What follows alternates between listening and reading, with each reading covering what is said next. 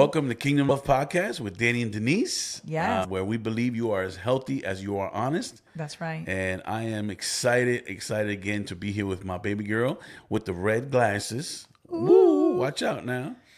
And just happy to be here today with you. How do you feel today, Mama? Very happy. Yeah? Yes. Just a side note here, like parenthesis. I only have 3 more weeks of school. So I'm very happy.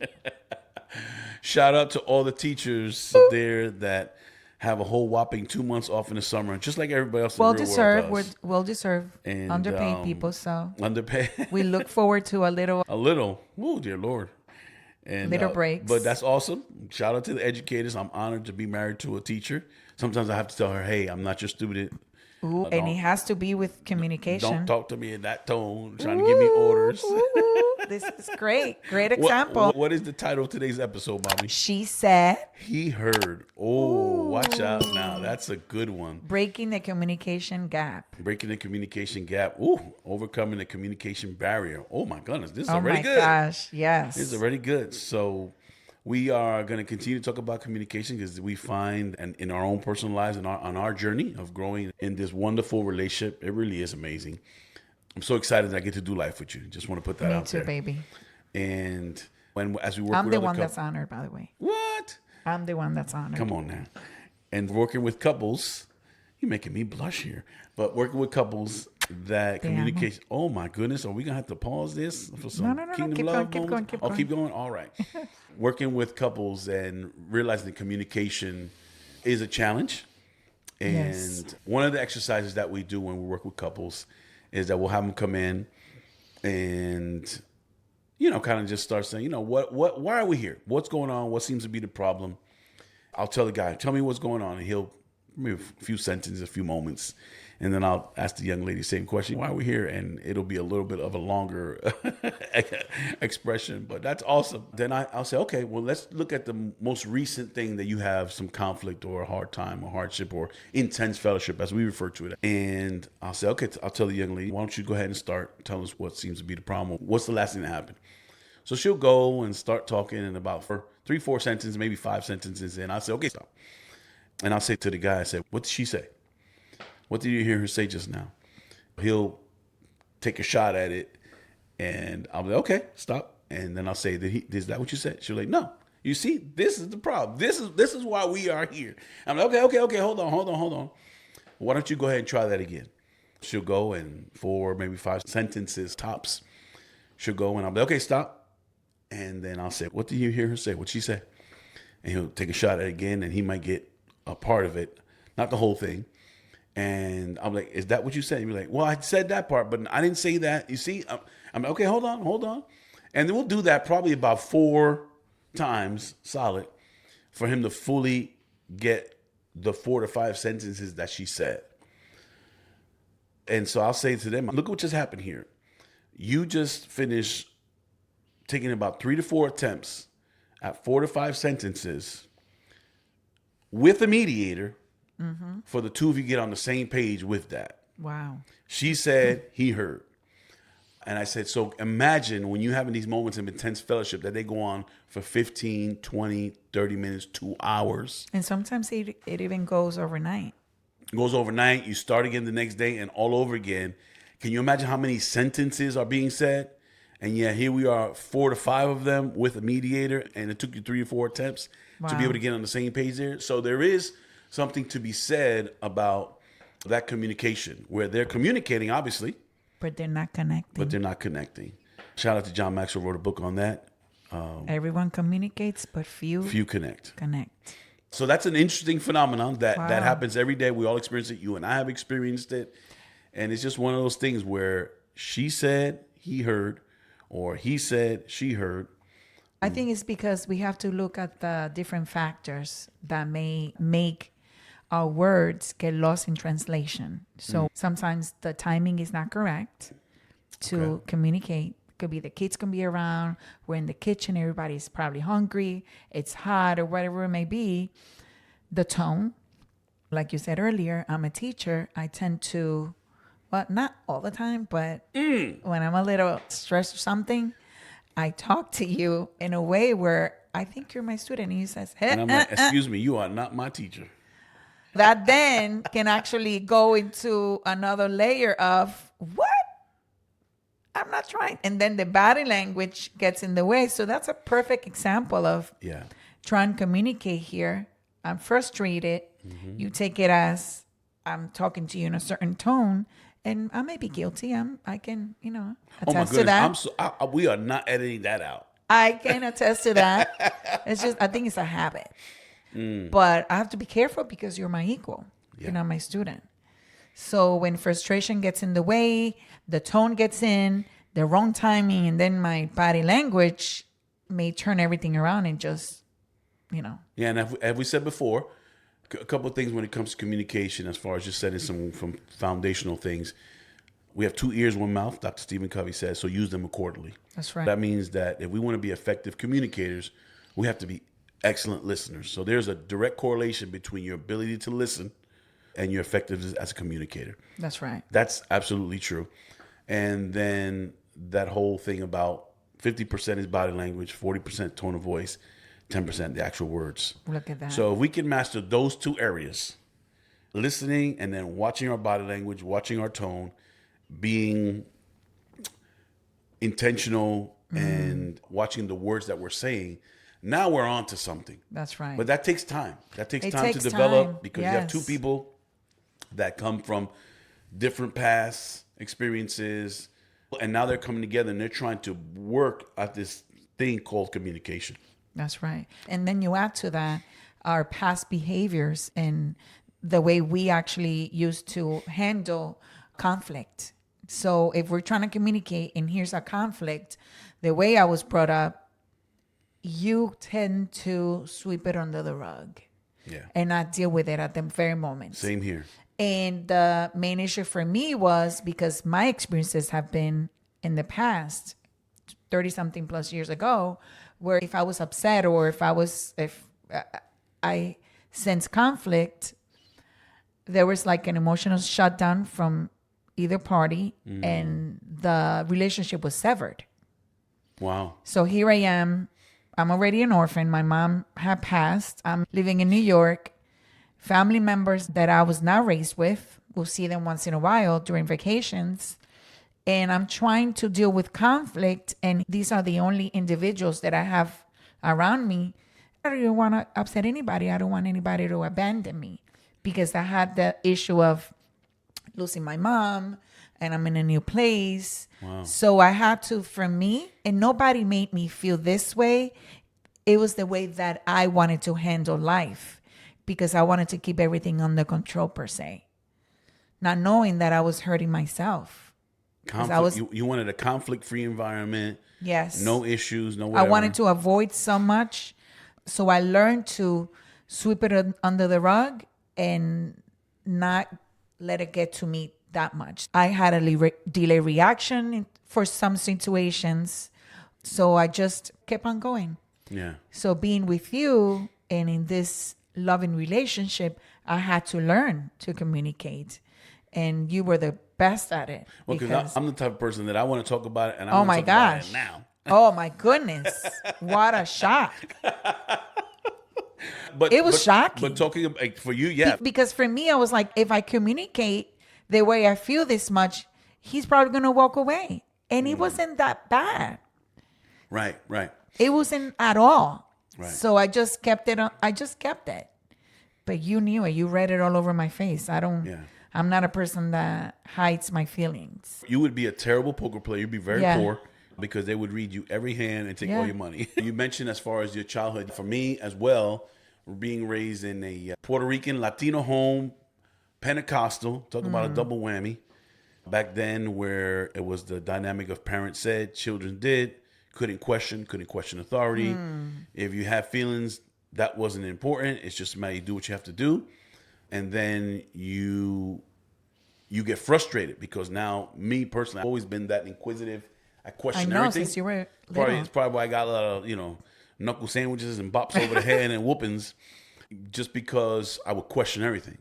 And if it didn't make sense to me, I wasn't able to take it. But communication was not something that was done well around me. You just kind of kept moving forward, regardless of what happened, but you would see the negative impact of That's right. poor communication. You saw people getting hurt, relationships severed, the things you experienced. And I was just like, no, this is not healthy. This is not healthy. Hey, the house is on fire. Why is nobody calling this thing out? Wow. And I saw that so much in the church world, where probably one of the most misused scriptures is, behold, all things are new. And oh, don't worry about that. Leave that go. That's under the blood. I'm like, no, that's not healthy. No. We have to talk about things, because if To you don't, heal. to heal, it's not to argue. It's just to really come to a place of understanding so that we can agree. The good book says, how can two walk together unless they agree? How can you ever agree if you're not willing to have a conversation? That's right. How can you ever agree if your communication is not, it's not healthy, if you don't know how to do it effectively? That's right. Another thing that Dr. Stephen Covey talks about when it comes to communication and relationships is think win-win. So most people are experiencing either a win-lose relationship or a lose-win relationship, where in the relationship dynamic, you always get your way, I always give in, so you're winning, I'm losing, or vice versa. But the win-win concept or mindset is that we both have value, our opinions matter, what we bring to the table matters. And if we take the time to hear each other, to listen to each other, That's right.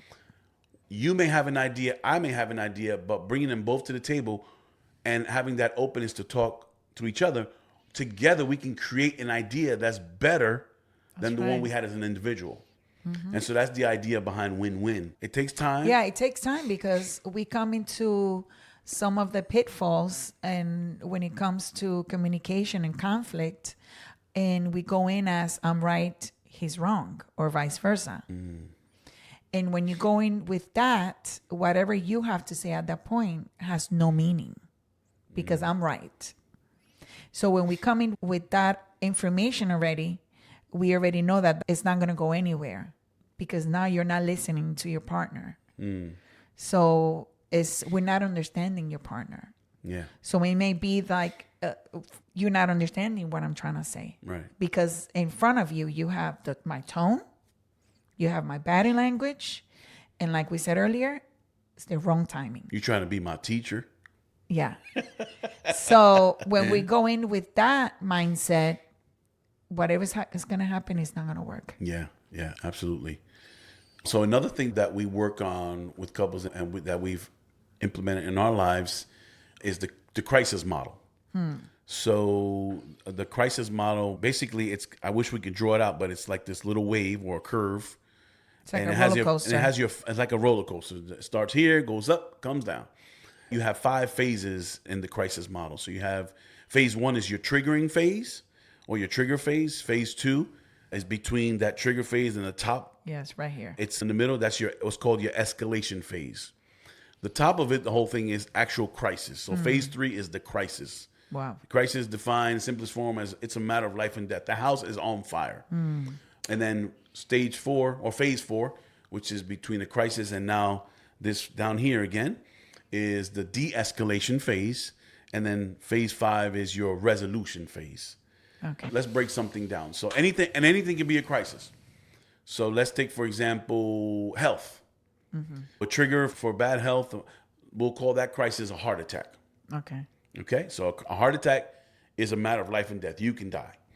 So a trigger for that is no exercise, eating bad food. Those are triggers. The escalation part to that is that you do them for extended periods of time with no change in that, no interventions.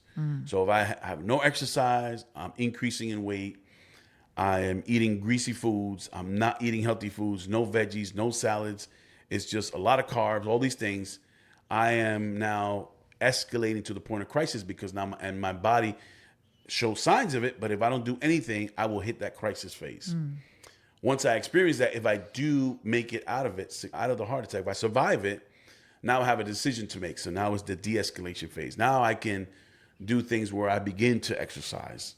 I no longer, or I reduce the greasy foods or the takeout food or the fast food. I increase the veggies. I increase the nutrition foods. Yes. I work with a nutritionist. I learn about that. That's now the de-escalation phase. So the resolution of that whole thing is, now am I positioned to not experience that crisis again, or as the resolution where I kind of lost track of what was happening in the de-escalation, and now I'm going back into the trigger phase to repeat that whole cycle. Exactly. And that model really works for everything. It works for health, it works for relationships, works for love, works for finances, works for you name it. The crisis model is there. So that's something that it serves as a visual aid. It has really helped a lot of couples that we've worked with because it gives you that visual, and you can break it down and really implement it for whatever it is. So if you're arguing a lot to the point where you're talking about divorce is that crisis. Ooh. And so what are the triggers that's taking you there? Lack of communication, losing romance, all those things. And escalation part is that's happening for extended periods of time where now you've lost respect for one another. You're not feeling the same way, all of that. And now crisis is, hey, we're about to call this thing quits. Wow. So normally that's when we'll get that call. Yeah. And we try to come in and try to bring the de-escalation and hopefully a resolution that they can stay married, but now gain the tools to be in a healthy marriage. So that's something that we also practice on our own and we share with others that has worked for us. What you think about that, Mama? That's very interesting.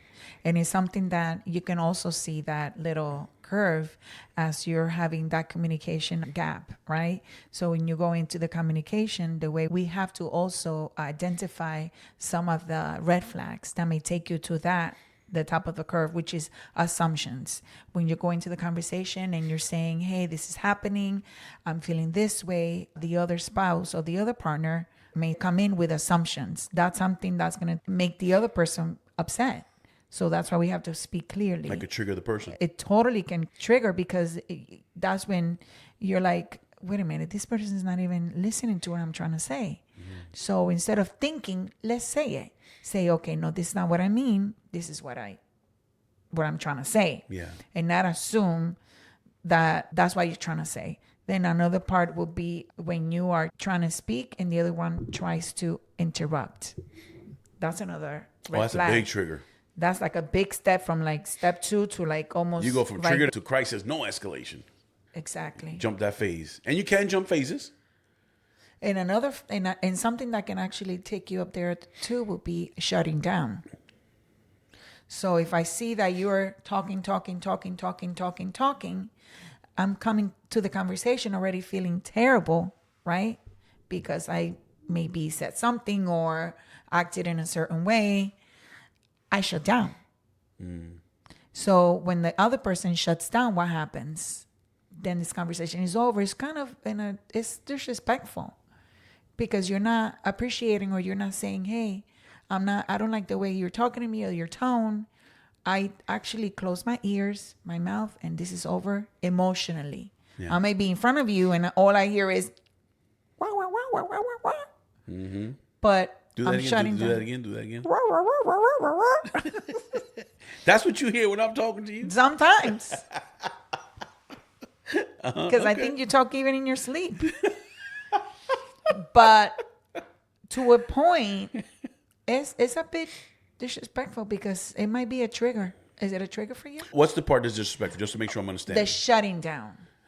It can be interpreted by the other person because now for the person that, obviously, for me, I'm the talker, right? So if you shut down and I want to talk about it now, I'm like, wow, that's disrespectful. But what's really being communicated, right, for the person is that, wow, this really doesn't matter to this person. You see? But that's why it's important that we always take a step back. And another thing that Dr. Stephen Covey says, and I think I've shared already, is we seek first to understand, then to be understood. So instead of jumping to conclusions and getting upset and getting triggered because saying, wow, this person's not understanding me, ask yourself the question, am I understanding what you're saying? Because if I focus on trying to understand what you're saying, that's better than me just wanting to be understood. If I just want to be understood and I'm not seeking to understand what you're saying, it's all about me. And the minute that I make the conversation or about what I want to say, it becomes me and all about that's not going to work ever. But if we both are working on trying to really listen to each other, understand one another, that really encourages and invites or creates an atmosphere of wanting to have a better conversation. And something that I appreciate about you when it comes to conversing and communicating is that when I'm trying to speak, you ask me again of what I'm trying to say. Like, so you said this and this and that. And in my mind, I'm like, okay, do I have to repeat myself? But that's not the case. It's because Man, you I want can't to. win. I can't win. No, it's because you're doing that because you want to make sure that you are understanding what I'm trying to say. Yeah. Yeah. And that goes with everything around you too. You repeat yourself like, okay, so can you please explain? Did you say A, B, and C? Even to something simple as to directions. So we're about to make a left and it's a green light.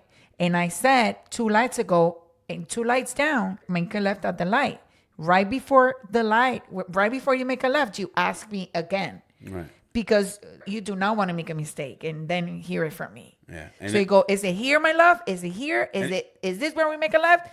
And at this point, I'm like, yes. And sometimes you be like, dude, I told you, yes, here. Exactly. But in your defense, Wow. this is how you're trying to make sure that you're covering every corner and you're going to make a good step. In my defense, we are definitely not editing this out. This is staying. Oh my gosh. But it's something that I've learned too. Mm-hmm. You know, another thing that is very harmful for relationships in the area of communication is avoiding the conversation. Guilty as charged. Avoidance, it never leads to good. I know. The bottom line is that in this world, because we're constantly in relationships, the opportunity for conflict is there. And conflict really is that we're coming to a place where we're not clear, we're disagreeing. It doesn't have to be a horrible, it can be really bad. But conflict is just that, hey, there's something that we have to work out here. And for whatever reason, people just rather avoid that. But now, what we have discovered and learned together is that going that direction is another extreme where now I'm just going to avoid all type of pain, all type of conflict, and everything's hunky-dory. But that's not honest living. It's not. And so if we always say you're as healthy as you are honest, if you're not living honestly, you're not living healthy. No. So it's imperative.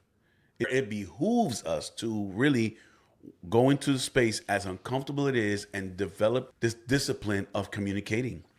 One of the things that we've learned together also is if you start from a place of, I want this to be a healthy relationship, I value this relationship, it sets a tone for the relationship. And if you can communicate that with the other person and it's reciprocated, you're on your way to a really good relationship. But it's important to understand that we are going to have conflict. Part of life. I mean, just the other episode, I said 28 years of marriage, we've never had one argument. And your rebuttal was, yeah, one argument that I've never lost or something like an argument that I've lost. But yeah, we're going to have disagreement, in our parenting. We're going to have difficult times with our kids. We're going to lose our temper with them. They're going to do something wrong. If we decide that every time we have a conflict with a person, it's over, we're going to be very lonely people. Yeah. We were not designed or created to be lonely. That's right. We were designed and created to live in community. So if we're going to do that, then now let's focus on having a healthy community. And that begins with us. It begins with me. Yes. Right? If I want to have healthy relationships, then I got to make sure that I'm healthy. Right. How do we become healthy? So besides physical health. Yeah, so it's a holistic approach. We got to be healthy emotionally. And like I said earlier, avoidance is one of the biggest destroyers of relationships. When I avoid something, that's more about me than it is about you. So I'm already letting the person know I really don't value this because I'm avoiding this. You want to demonstrate to somebody that you love them? Go through the challenge with them. The conflict is there. Stay committed to working through it. Demonstrate to the other person, I love you so much. So maybe we need to take a little time and start looking within and saying, what was my role in this? And if we're being honest, right, we're as healthy as we are honest, we're going to discover that there were things we could have done better, said better, in order to have a better shot at a healthy relationship. I'm sorry, you wanted to say something? No, I'm sorry. Because I've been there. So when you think about when you tried and you've even made the steps of being honest, and if you don't see the change or the other person it's not reciprocated. Yes. So what do you do then? Do you continue to go after them, or do you just now create a healthy boundary? That's a great question. What I share with folks is that the Bible tells us that we are to exercise the spirit of reconciliation. So what that's letting me know already, right, is that there is going to be difficult times where, and what does reconciliation mean? Reconciliation is that we were walking in harmony at one point, something happened to sever that, and now we want to reconcile so that we can walk in harmony again. Exactly. So when the Bible talks about operate or work in the spirit of reconciliation, it's letting you know off the top, you are going to have challenges, but focus on going back to the place of being in harmony. Unity, right? That's something that we are supposed to do. Now, while we should operate in that, we're not called to be doormats. That's right. We mentioned earlier this whole win, lose, win relationships.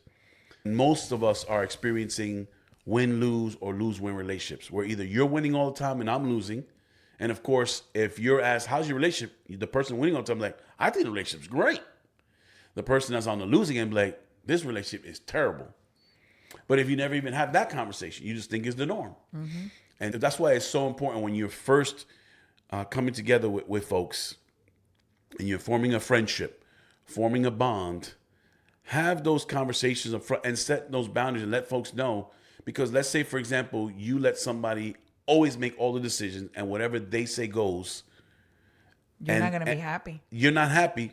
But for them, that's how it was set up. Exactly. And it's the norm. So if one day you want to do it different, they're going to be like, wait a minute, this is different. What happened? Are you upset with me? Mm-hmm. That's why it's so important to be honest up front. From the beginning. In order for a relationship to be healthy, there has to be reciprocal. We both have to feel that this is a value to both of us. We both have to feel that this is something that is building both of us up, that we're both receiving, that we're both growing in it. If we don't have that, we have to love ourselves to be able to say, hey, stop. This is not what I would like it to be. And even say, hey, take ownership. I'm sorry that I didn't set that boundary or said I didn't like that from the beginning. Can we start over? Can we tweak this? But what we do is we feel that we're too far deep. We want to blame the other person instead of taking ownership of the part that I played. Make excuses. And now we're willing to either sever or have nothing to do with that person. And guess what's happening? We're missing out on a potential amazing relationship because we set the tone from the beginning that I wanted to be on the losing end of this relationship and you are on the winning side because I was afraid. But now we're digging deeper. Now there's a place of origin of that because we want to feel a sense of belonging.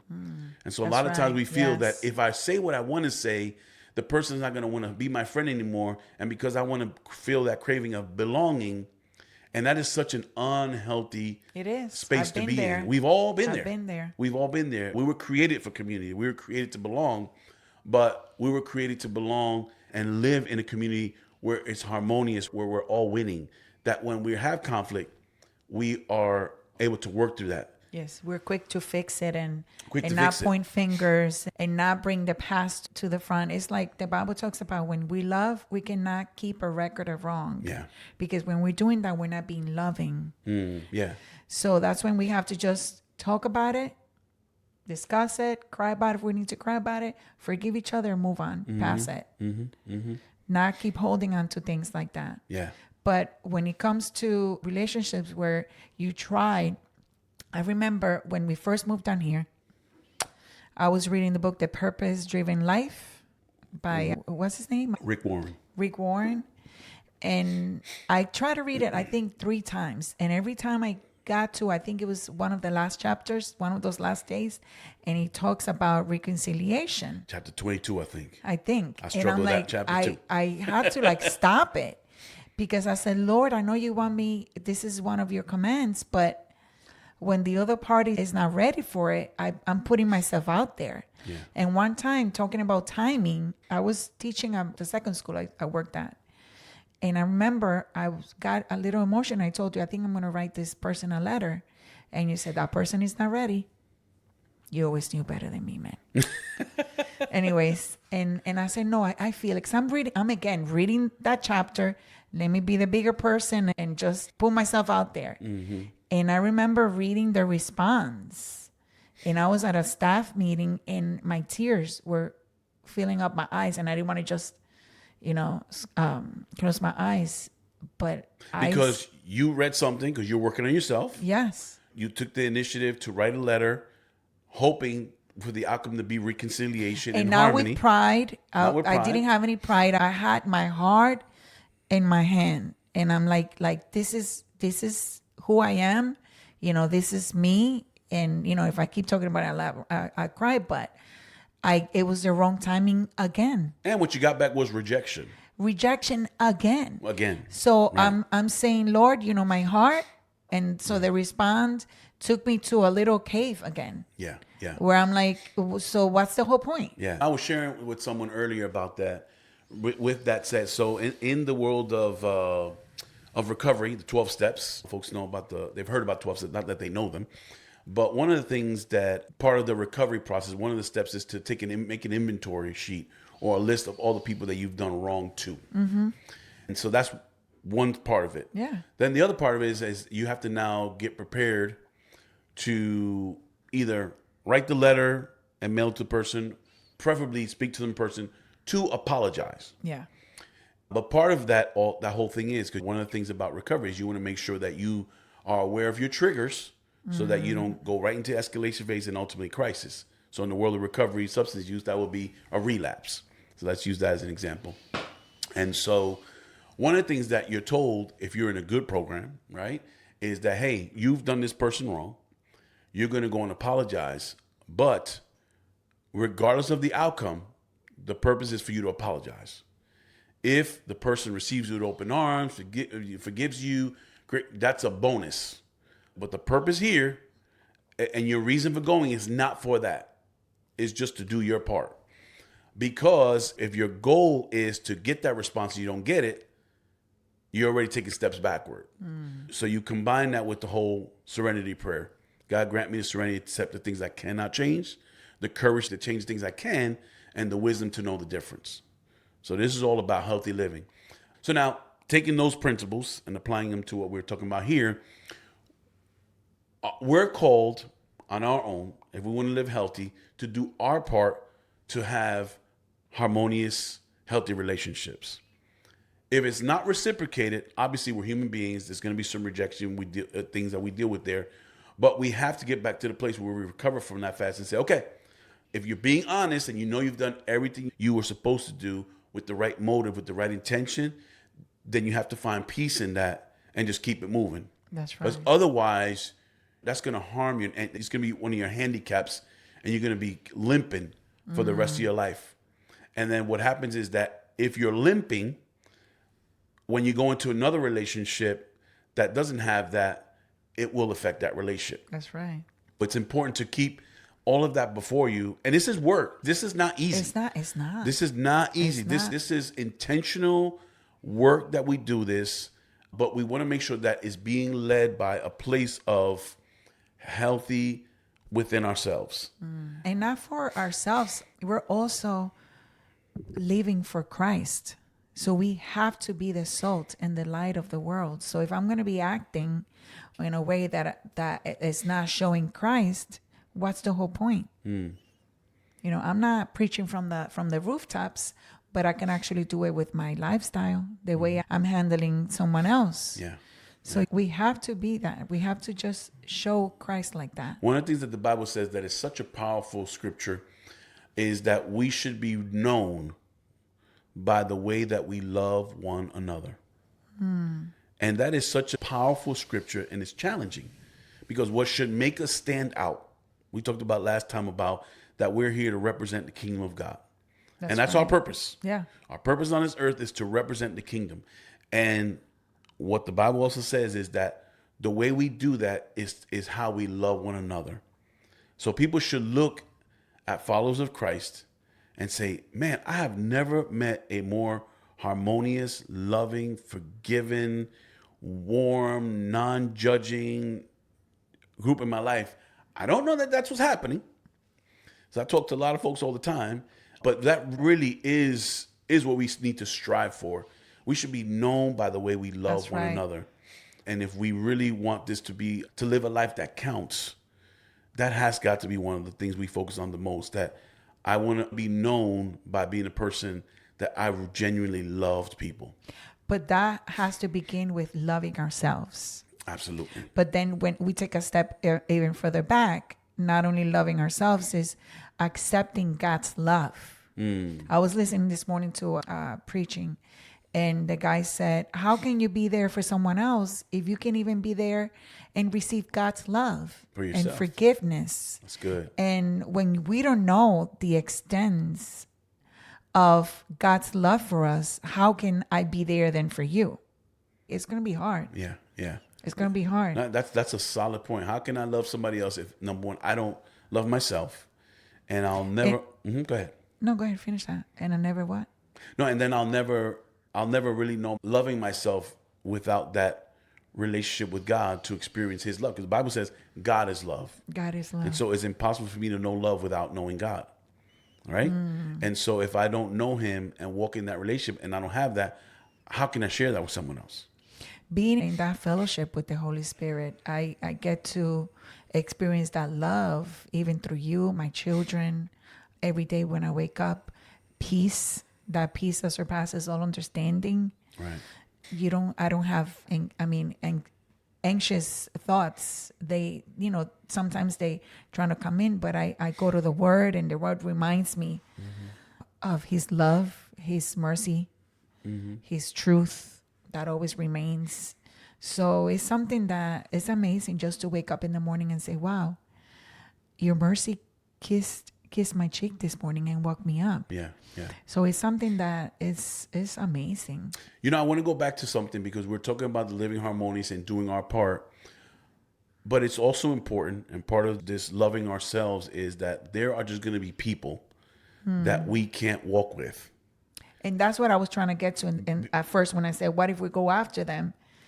And that's it's not reciprocated. Exactly. Yeah. So this is the perfect example. Go ahead, honey. And so we have to love ourselves to say, hey, and as long as you know and you're being honest, not just saying, because we can very easy, just because of the whole, we got to be careful. If we're avoiding, we're not being honest.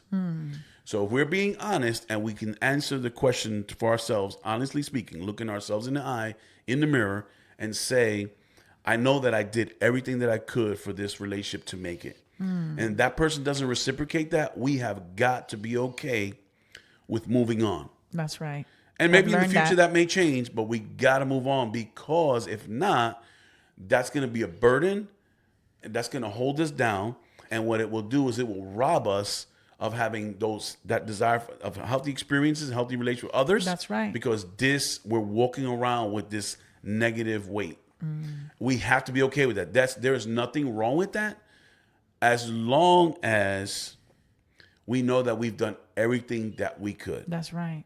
Right? It's not making that assumption and jump, oh, see, this is not, I knew it was not going to work. Yeah. But you didn't put any effort into it. That's not healthy living. That's right. If you know that you did everything you could for this to be a win-win relationship and the person just didn't reciprocate, be at peace, release that person, let that person go, forgive that person, whatever it is you need to do, and keep it moving. Life is too short. There's just way too much more to this life than just focusing on negative energy like that. That's okay. There's nothing ungodly about that. Exactly. Because you're loving yourself doing that. Yes, absolutely. Because you're saying, I'm not here to feel like I'm not appreciated or I'm not loved by this person. Right. That person is not depositing anything positive in my life. Right. I'm just gonna close the chapter here. Yeah. And keep it moving. Doesn't mean that we don't love them. Right. We love them enough to let them go. Because I'm loving myself first. That's good, Mama. And it's not being selfish, it's just being respectful. Yeah, we have to love ourselves. We have to respect ourselves. Right. A lot of us are walking around in relationships, even in ministry, for many years, knowing that we've been bullied around. It was me, even as my young self in the Lord, taking certain ways of being talked to and not saying anything because the man of God or the woman of God. And I didn't want to offend God. Yeah. But no. Yeah. Well, we've had our fair share of experiences, and that's the one thing that we've experienced way too many times in the church world.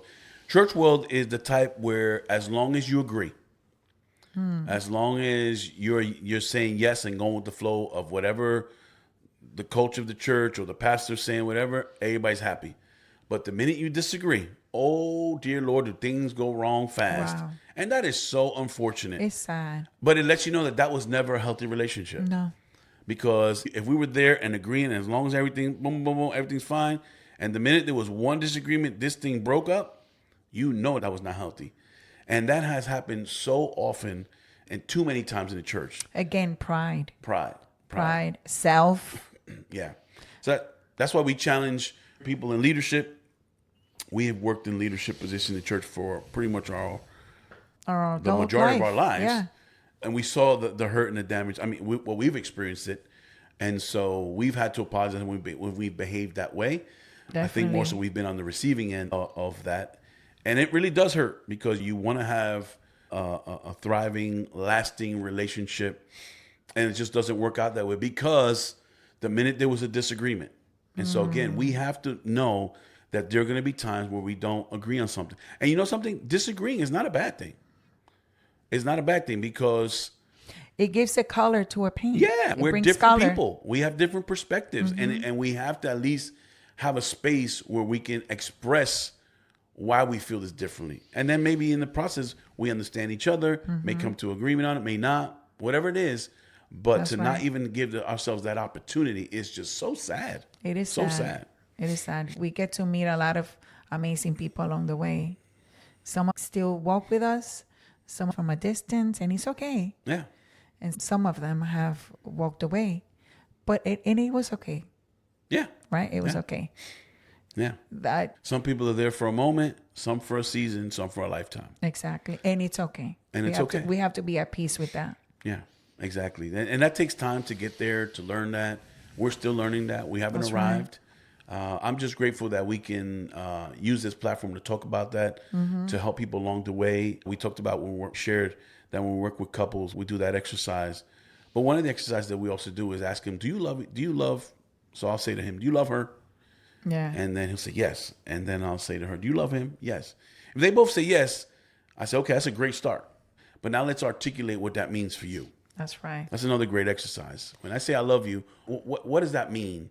How do I define love? What is my definition of love? That's all the work that we're talking about. If you really want to have healthy relationships, number one, you got to be honest, but you got to be willing to put the work in. And I guarantee you, when you put the work in and you connect with another person that's willing to do the work as well, that's going to be such an amazing relationship. Amazing. I think that's the reason why you and I have such an amazing marriage. And we've worked at it. We've put in the work, and we continue to work. Yeah, we continue to work, and we got a lot to work still because there's still moments where you won't be my teacher. No, I'm just kidding. But we communicate well. We've learned how to also water our garden and text throughout the day. That's something that couples can also keep the flame alive. Yeah. One time I heard somebody say, "Be romantic all the time, and sometimes even have sex." Oh, say that again. Right. So be romantic all the time, and sometimes even have sex, and even sometimes make love. Well, we make love even without physical touch. I like the physical one though. Can we keep that one? Our kids are listening, honey. That's all right. Kids, That's we don't. Right. That's all right. Yeah, but right. like how y'all get here?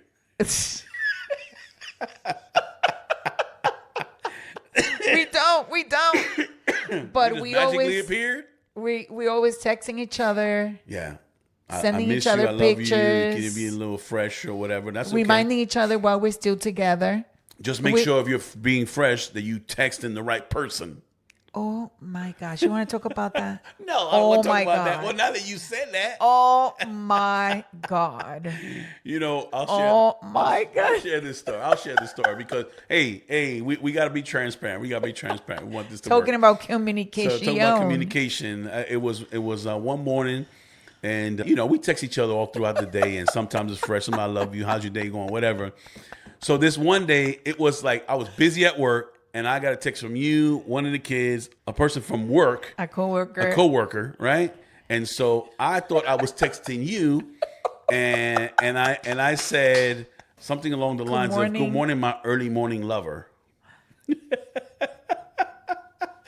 and then so I'm sitting in my office, and all of a sudden I'm texting you, and I realize that that's not there. And I'm like, I screamed. I said, oh my God, oh my God. And some people came to my office, what happened?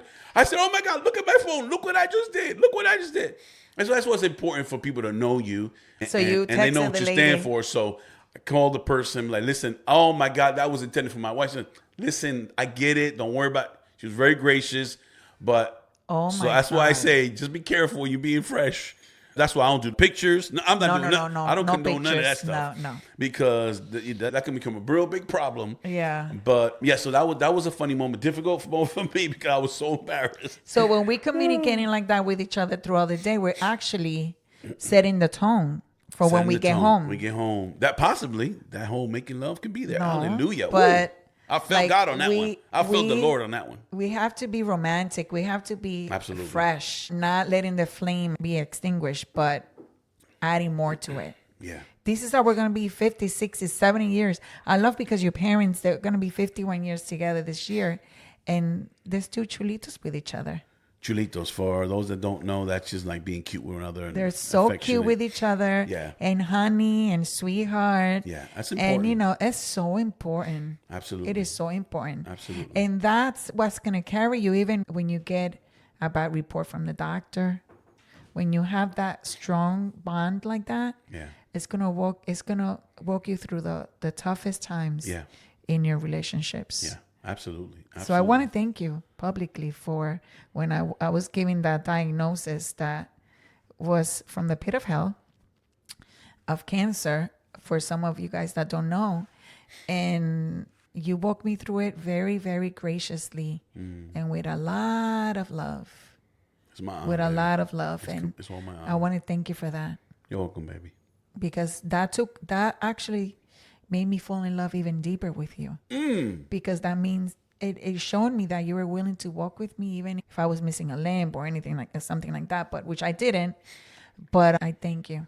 Thank you so much for that. Of course, Mama. For calling me your wife, for walking with me through the rough waters of communication on my end. I'm up the ranks now. Communication. I haven't arrived. We keep arriving. You know, when you walk with people in love in the valleys, the mountaintop experiences are so much better. Amazing. The friendship that we have, that we've had to put the work in so that it can be what it is. It didn't just happen overnight. It didn't happen magically. It's just something that we were both intentional. I love the fact that we get to do life together. Yeah. And everybody that knows me knows that you are my favorite person in the whole wide world. Thank you. I have a blast with you. I run home every day just to be with you and just hang out and just to be with you. And even sometimes make love. Even when I snore or you snore. So you want to wrap this up, Mama, today? Yeah, let's wrap it up. So communication, I hope that we've touched on some practical things. Any of our viewers have any other questions or anything that we didn't touch, they're welcome to write us a comment. Or send us an email. Email. What's our email address, by the way? It is kingdomlovepodcast @gmail.com. kingdomlovepodcast@gmail.com. Email us. Reach out to us. We didn't cover anything that they were expecting or waiting for. We'll be glad to cover it the next time we meet. Yeah. I hope that what resonates today, we start off with the she said, he heard, the importance of really hearing one another. That's mutual, that we're both getting that, but really that we're working and doing our best to live in harmony, to live in love with one another, especially in a world where that's the last thing that we see and everybody's just constantly, taking shots at one another. But really, love is the best thing. That's right. And if we can focus on working at that and finding that in our relationships, doesn't have to be a ton, but if you find out with a couple people that you can genuinely have love with, you're good. That's right. We need to be great ambassadors of Christ. So loving each other and having great communication is a good way to model that. All right, baby. So I think we'll wrap it up for today. And thank you for watching. Thank you for listening. Yes, Kingdom Love Podcast with Danny and Denise, where we believe you are as healthy as you are honest. Honest.